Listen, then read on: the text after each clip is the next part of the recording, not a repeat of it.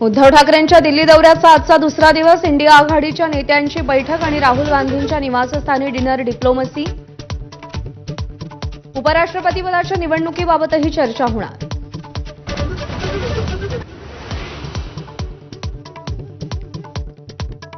शिंदेंनी पंतप्रधानांची भेट घेतल्यानंतर काल दिल्लीतच मुक्कामी. महायुतीतील अडचणी सोडवण्याचं मोदी शहांना साकडं. महापालिका निवडणुकांबाबतची चर्चा झाल्याची माहिती.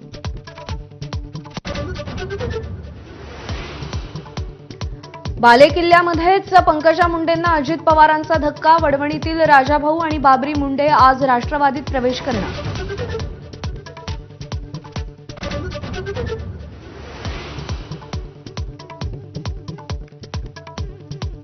ठाकरे बंधूंच्या संभाव्य युतीच्या नव्या ट्रेलरची चर्चा. मुंबईतील बेस्ट उपक्रम कामगार पतपेढीच्या निवडणुकीत सेना आणि मनसेची युती जाहीर.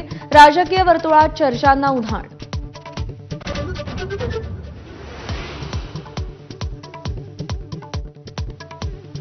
कोल्हापुरातील महादेवी हत्तीणीला परत आणण्यासाठी आज महत्त्वाची बैठक. आज जैन मठ मंताराचे वकील आणि न्याय विभागाचे अधिकारी कायदेशीर बाबींवर चर्चा करणार.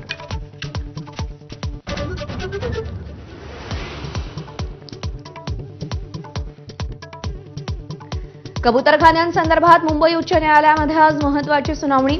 कबुतरांना नियंत्रित पद्धतीनं खाद्य टाकण्याबाबत महापालिकेच्या आदेशानंतर सरकार उच्च न्यायालयात काय भूमिका मांडणार याकडे लक्ष.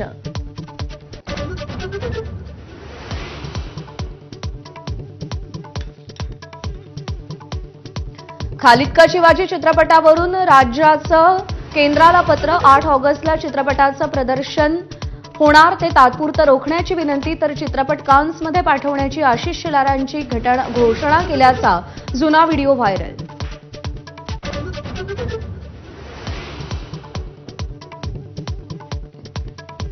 शरद पवारांच्या राष्ट्रवादीला मोठा धक्का. माजी आमदार बाबाजानी दुराणी आज काँग्रेसमध्ये प्रवेश करणार. हर्षवर्धन सपकाळांच्या उपस्थितीत शेकडो कार्यकर्त्यांसह पक्षप्रवेश.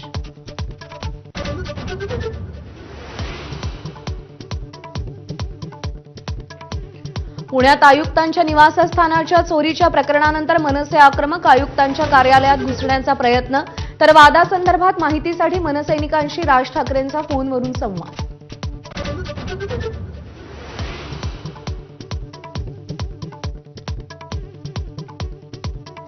अमेरिकेचा भारतावर आजपासून 25% तर 27 ऑगस्टपासून 50% कर. ट्रम्प यांचा निर्णय.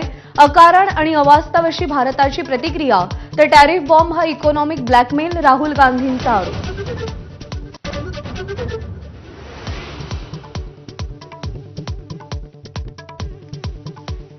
उत्तराखंडमधील पुरामध्ये मृतांचा आकडा 5 वर. जळगाव, संभाजीनगर, पुणे, नाशिक, मालेगावातील 50हून अधिक पर्यटक नॉट रिचेबल.